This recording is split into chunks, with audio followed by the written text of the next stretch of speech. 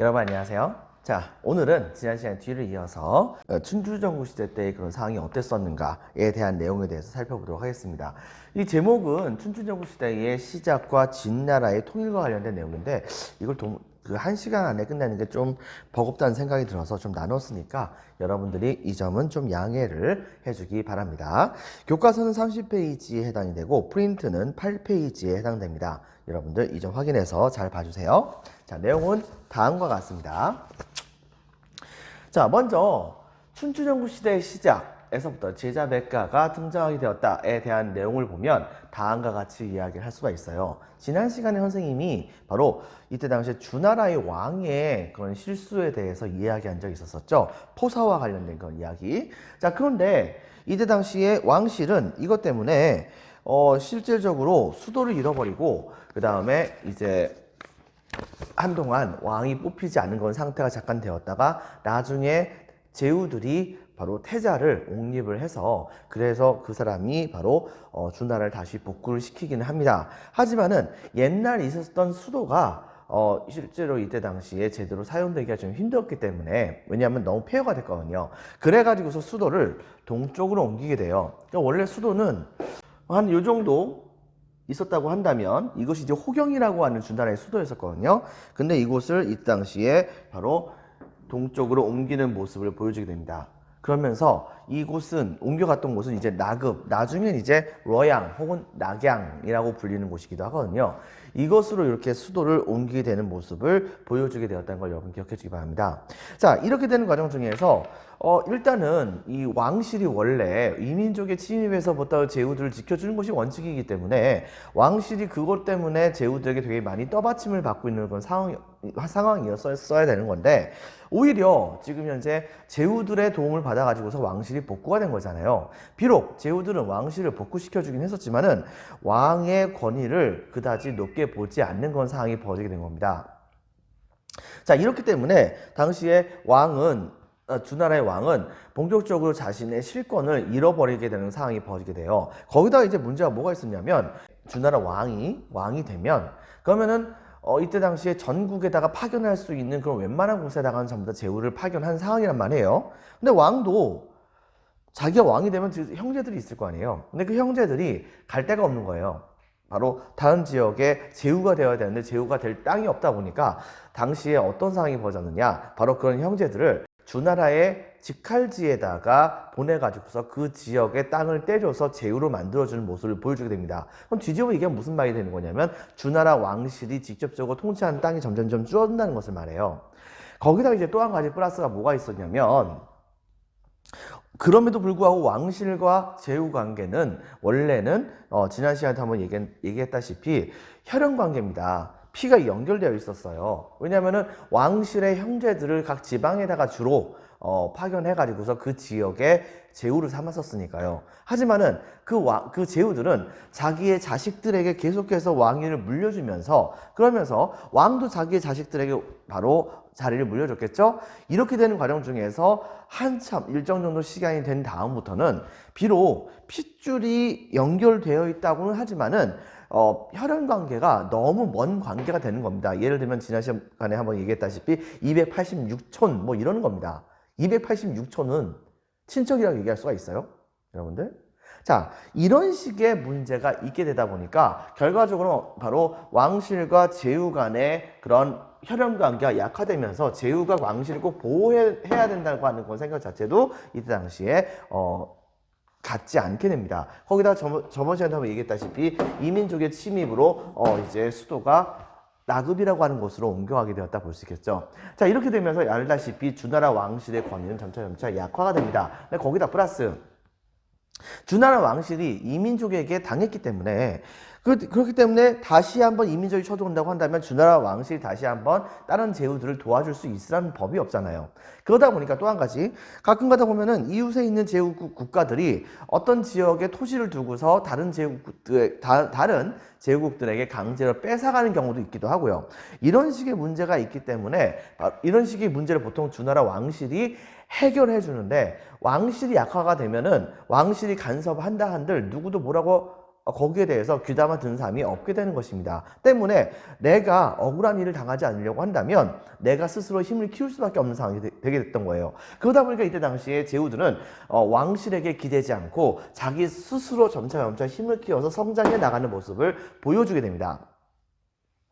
자, 그런 과정 중에서 이른바 주나라가 수도를 동쪽으로 옮겼었던, 동천이라고 보통 얘기하는데 라급이라고 하는 곳으로 옮겼었던 그때부터를 일컬어서 이른바 동주시대 혹은 다른 말로는 춘추 전국시대라고도 얘기를 합니다. 이 춘추 전국시대는 크게 둘로 갈라집니다. 첫 번째는 여기 보이는 춘추시대, 두 번째는 전국시대라고 해요.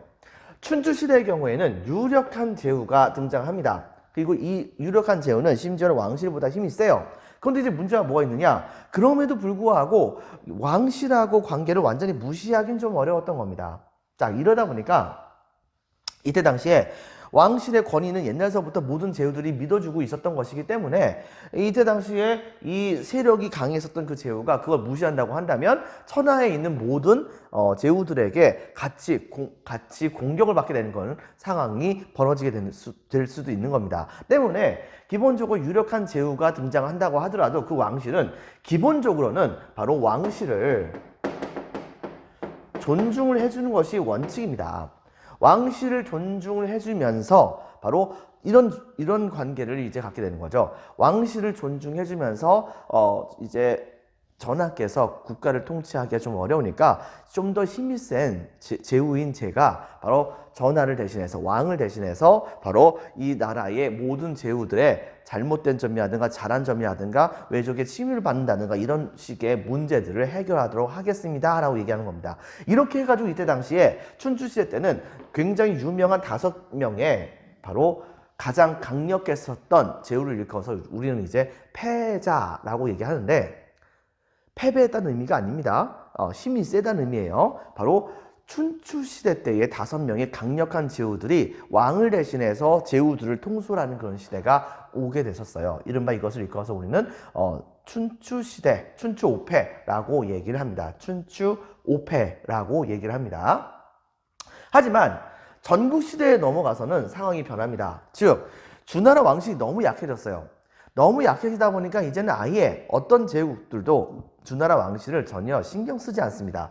그러다 보니까 당연히 전국에 있었던 모든 제후들은 왕실이 더 이상 자기네들을 도와주지 않다 보니까 즉각 바로 이웃에 있는 제후국들이 우리나라를 침범하지 않게 하기 위해서 스스로 힘을 강화시키는 조처를 취합니다. 여러 가지 계획 정책을 펼쳤겠죠? 근데 문제는 뭐냐? 주변에 있었던 그런 또 다른 제후국들이 있는데 이 제후국들이 우리나라보다 약한다고 한다면 바로 우리 제후국이 좀 더 힘을 많이 키워서 쟤네를 공격해서 먹는다고 하더라도 왕실이 여기에 개입할 수 있는 힘이 부족하게 되는 그런 상황이 벌어지게 됐던 것입니다. 결과적으로는 이 제후들끼리 이른바 양육강식의 시대가 벌어져요. 그리고 그 끄트머리에서는 어떤 일이 벌어졌느냐? 전국에는 여기 보이다시피 바로 서쪽에는 연나라, 이쪽이 이제 고조선인데요. 연나라, 그다음 그 밑에 제나라, 그리고 두 번째로 강했었던 초나라, 그리고 가장 강했었던 진나라, 가운데는 원래 또 다른 진나라가 있었었는데 이것이 셋으로 쪼개져 가지고서 한나라, 위나라, 조나라라고 하는 그런 나라들로 갈라지게 되는 7개의 나라로 갈라지게 되는 모습이 보여지게 됩니다.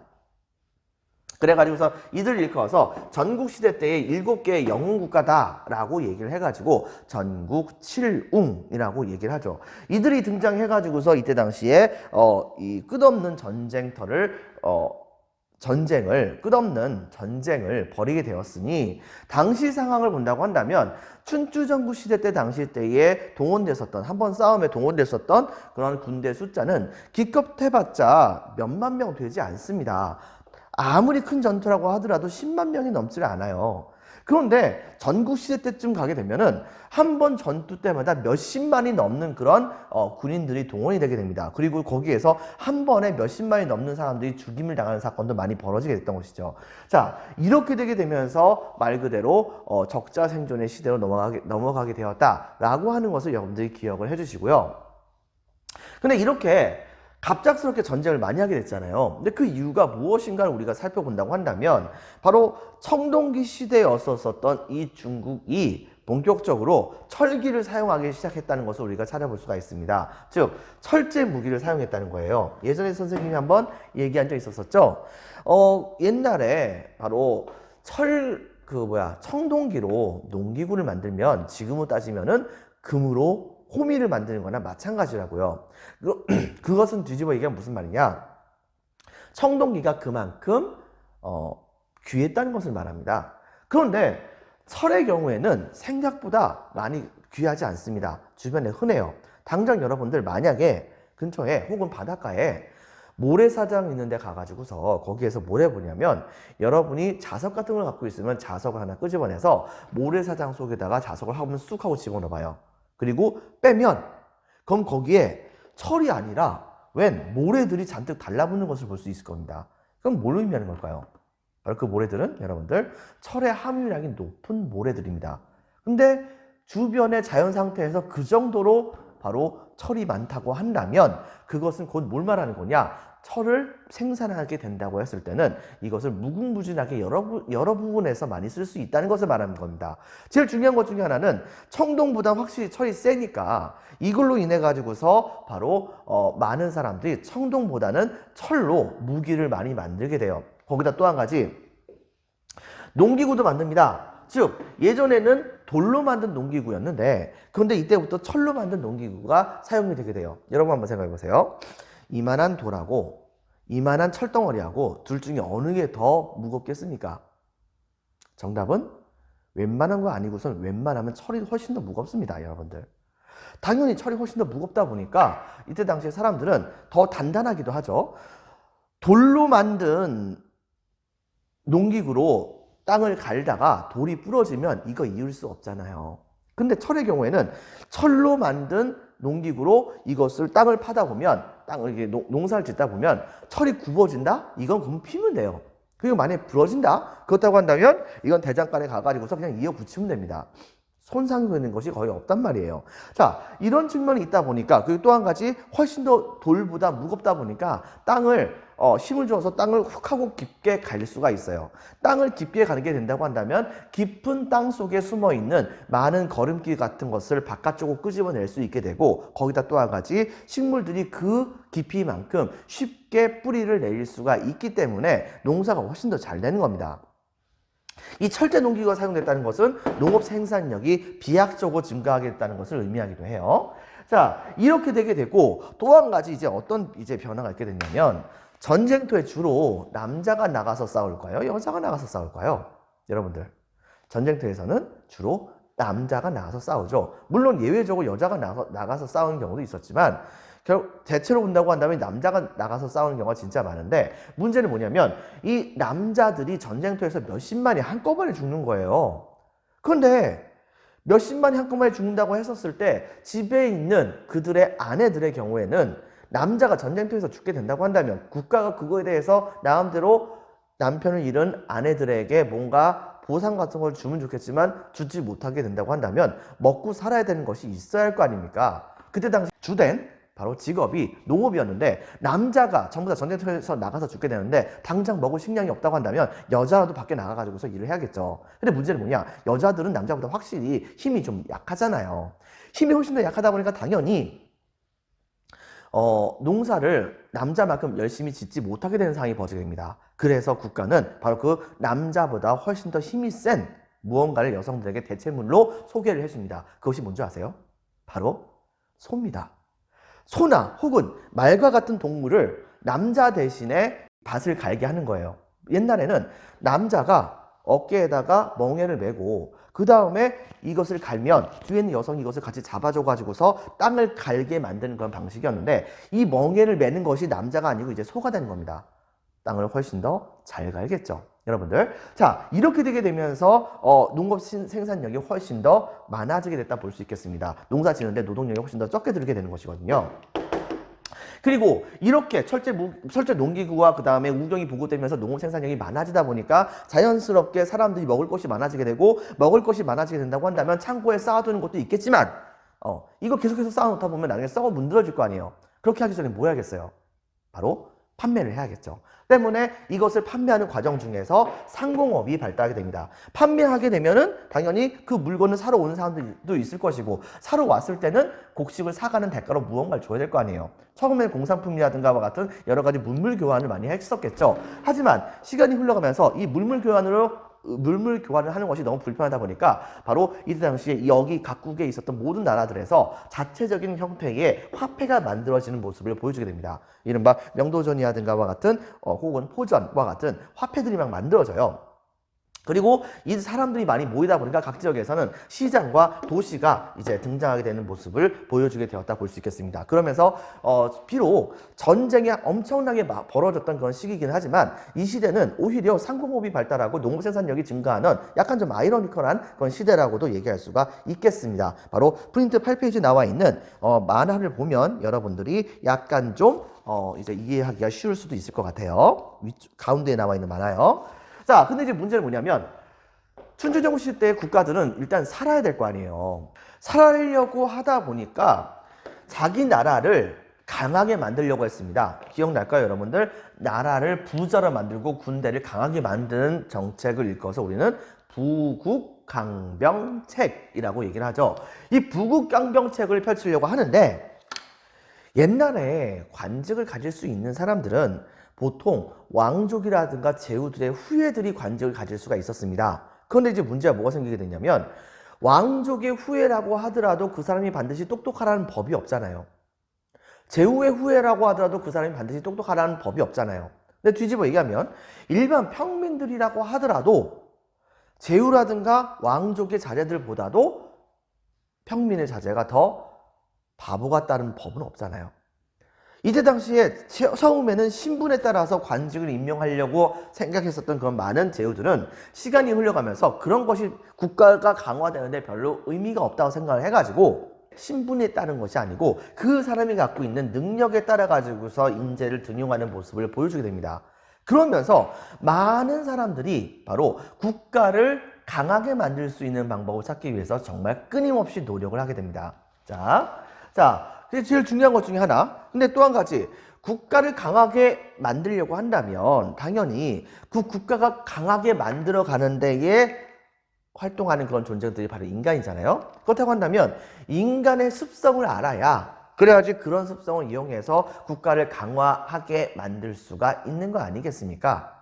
때문에 당시에 이 많은 사상가들은요, 본격적으로 뭘 하게 됐었냐면 바로 인간의 본성에 대해서 탐구를 하기 시작을 해요. 인간의 본성은 어떤 것이다, 악한 것이다, 혹은 선한 것이다, 뭐 이런 식으로 탐구를 합니다. 그리고 그 본성에 따라서 이들을 잘 대하게 될 때에 국가가 강해질 것이라고 하는 이론을 만들게 되죠. 그러면서 엄청나게 많은 숫자에 해당하는 스승들이 등장하게 됐거든요. 바로 그 스승들을 일컬어서 우리는 뭐라고 부르냐면 바로 여기 보이다시피 제자백가라고 얘기를 합니다. 제자백가라고 얘기합니다.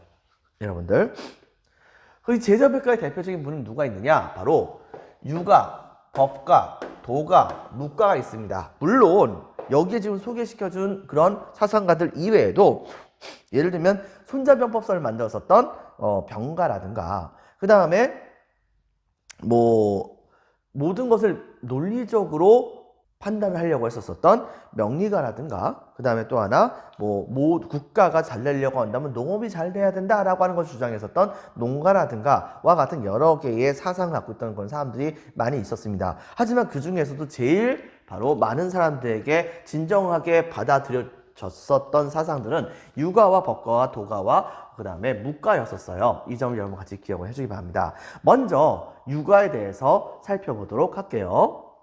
자, 유가의 경우에는 첫 번째, 공자가 처음 이것을 창시했었습니다. 그리고 여긴 나와 있지 않지만 맹자라고 하는 분이 바로 이 공자의 사상을 받아들여 가지고서 좀 더 한 단계 발전시키는 모습을 받아들이게 됐었죠. 이때 당시 공자는 다음과 같이 이야기를 합니다. 인간의 본성은 원래 선하다. 그리고 이 원래 선한 그런 마음은 인이라고 하는 것으로 표현이 된다. 그리고 이때 당시에 그 인이 바깥쪽으로 표현될 때 선한 마음인 인으로 나타난다고 볼 수 있겠지만 그 선한 마음은 상대방이 받아들일 때 이것이 선한 것인지 악한 것인지 파악할 수가 없잖아요. 때문에 기본적으로 이것은 내 마음은 선한 마음입니다 라고 하는 것을 바깥쪽으로 어느 정도 포장해 가지고서 상대방에게 공손하게 대하는 것을 일컬어서 우리는 뭐라고 부르냐면 예라고 하는 것입니다. 즉 인이라고 하는 것이 바깥쪽에 사람들에게 내보일 때는 예라고 하는 것으로 표현이 되어야 한다라고 주장했었던 거예요. 그리고 또 한 가지, 공자는 사회를 가족관계로 봤었습니다. 즉 자식들이 아버지와 어머니에게 효도를 바치듯이 바로 국가의 왕은 바로 백성들을 자식으로 여겨야 될 것이고, 백성들은 왕을 바로 부모와 같이 여겨야 한다라고 하는 것을 주장하게 됩니다. 그리고 이 외에도 그것 때문에 그런 식으로 해가지고서 바로 부모님께 효도를 잘하는 그런 사람이 국가에도 충성을 잘한다고 하는 의미 때문에 충과 효라고 하는 덕목을 굉장히 중요시 여겨요. 그 외에도 인, 의, 지, 예, 신이라고 하는 6개의 또 다른 덕목들을 굉장히 중요시 여기는 모습을 보여주게 되면서, 그러면서 실제로 왕의 경우에는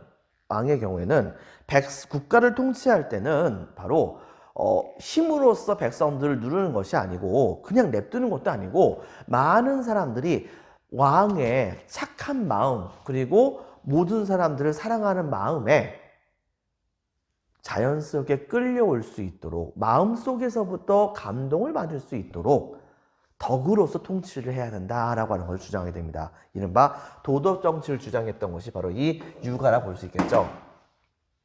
근데 문제는 뭐냐? 법가는 여기에 대해서 비판을 합니다. 법가라고 하는 그런 사상을 주장했던 사람은 대표적으로 상황, 그 다음에 한비자, 이런 사람들이에요. 이런 사람들의 경우에는 인간의 본성은 악하다고 얘기합니다. 그리고 그 악한 것을 바로 확실하게 막아내기 위해선 법이 필요하고, 그 법은 인간은 좀 마음이 간사하기 때문에, 그렇기 때문에 바로 조금이라도 틈을 보이게 된다고 한다면 그 틈을 통해 가지고서 나쁜 짓을 많이 하려고 한다는 거예요. 그렇기 때문에 이런 것을 확실하게 막아내기 위해서 법을 세워 가지고서 그렇게 나쁜 마음이 바깥쪽으로 나가지 않도록 만들어야 한다라고 주장하게 됩니다. 그러면서 이 법을 세우는 것이 국가를 발달시키는데 엄청나게 도움이 된다고 하는 것을 이 상황이라고 하는 사람은 대표적으로 한 가지 사례를 들어서 보여줘요. 상황은 진나라의 왕에게 다음과 같은 조처를 취해달라고 얘기를 합니다. 법가를 수용하려고 한다면 이렇게 해야 됩니다 라고 얘기하면서요, 그것은 뭐냐면 어떤 성이 있는데 A라고 하는 성문하고 B라고 하는 성문이 있습니다. 근데 A라고 하는 성문에다가 나무찜을 조금 쌓아놔요. 쌓아놓고 그 다음에 성 안에 있는 백성들에게 다음과 같이 공고합니다.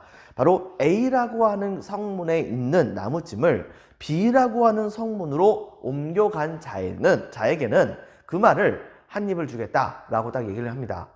근데 문제는 뭐냐? 이게 금화가 엄청나게 비싼 거거든요. 근데 고작 나무찜을 거기서부터 거기까지 옮겨주는데 바로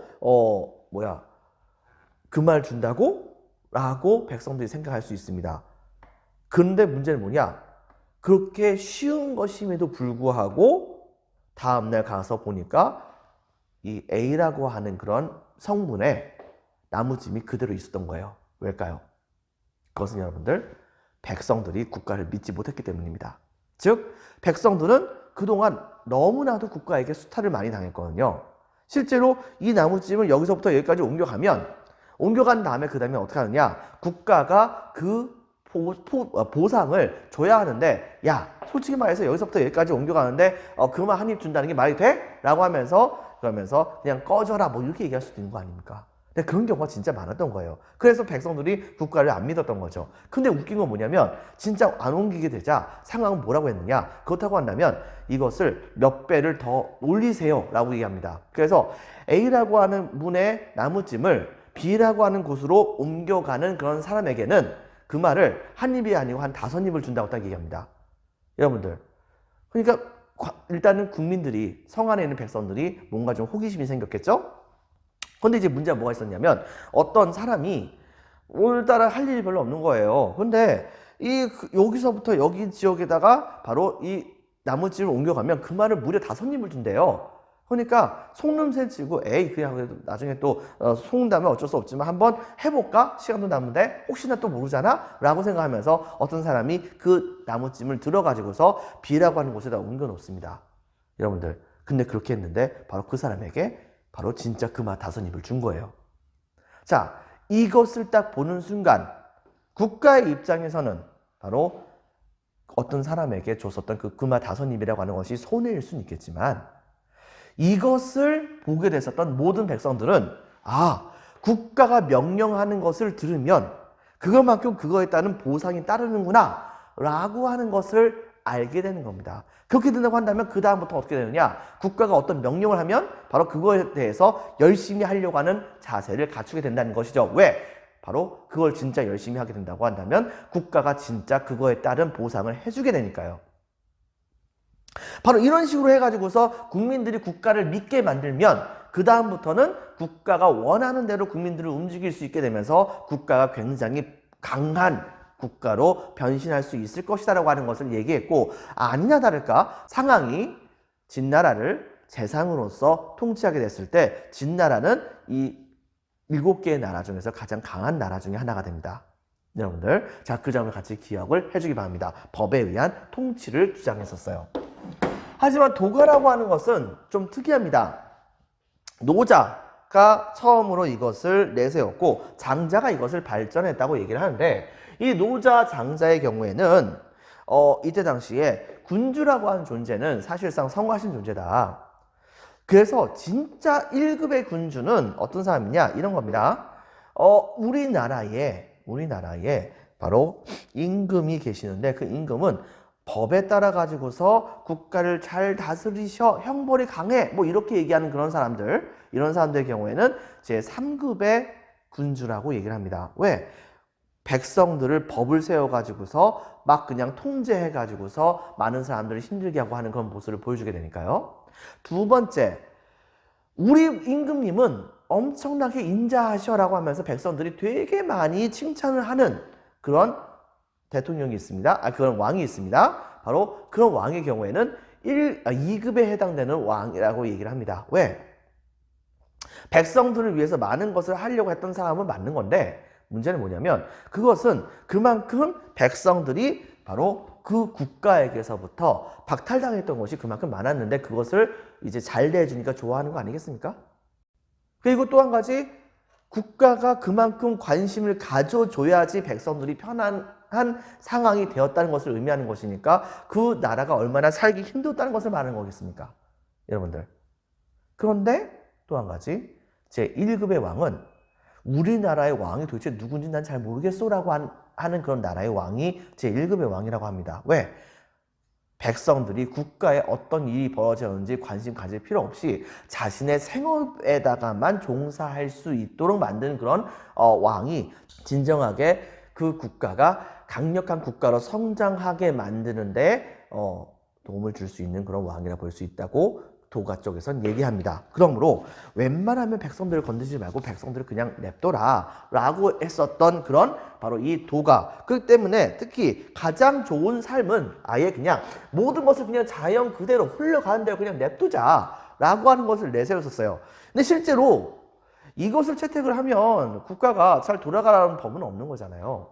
한나라 초기 때 이 도교의 입장에서 국가를 통치하는 모습도 살짝 있긴 있었지만 어쨌든 간에 실제로 이것을 제대로 채용했었던 건 나라가 있다고 보기 좀 힘듭니다. 하지만 이것은 점차 나중에 바로 중국 안에서 여러 가지 민간 신앙이 있었거든요. 뭐 산신령이 나온다든가 용이 나온다든가 같은 그런 신앙이 있는데 바로 이런 민간 신앙과 도가가 같이 합쳐져 가지고서 중국만의 독특한 그런 형태의 종교가 하나 만들어지게 됩니다. 그게 바로 도교입니다. 자, 마지막으로 이제 묵가가 있습니다. 묵가의 경우에는 바로 묵자라고 하는 그런 사람이 출신도 좀 낮은 출신에 해당되는 그런 사람이었어요. 이 사람이 이 묵가를 주장했었는데요. 이때 당시에 유가가 엄청나게 유행을 했었었는데 이 유가를 엄청나게 비판을 합니다. 엄청나게 비판하고, 그리고 이때 당시에 바로 유가의 사랑은 잘못된 것이라고 얘기해요. 부모가 자식을 사랑하는 것은 당연하다. 그런데 지금 웃긴 건 뭐냐면 부모가 자식을 사랑하기 때문에 내 자식을 위해서 다른 아이들을 죽인다고 한다면 그건 제대로 된 사랑이고 모든 사람이 전부 다 평화롭게 살 수 있는 거리라고 볼 수 있는 것이겠는가?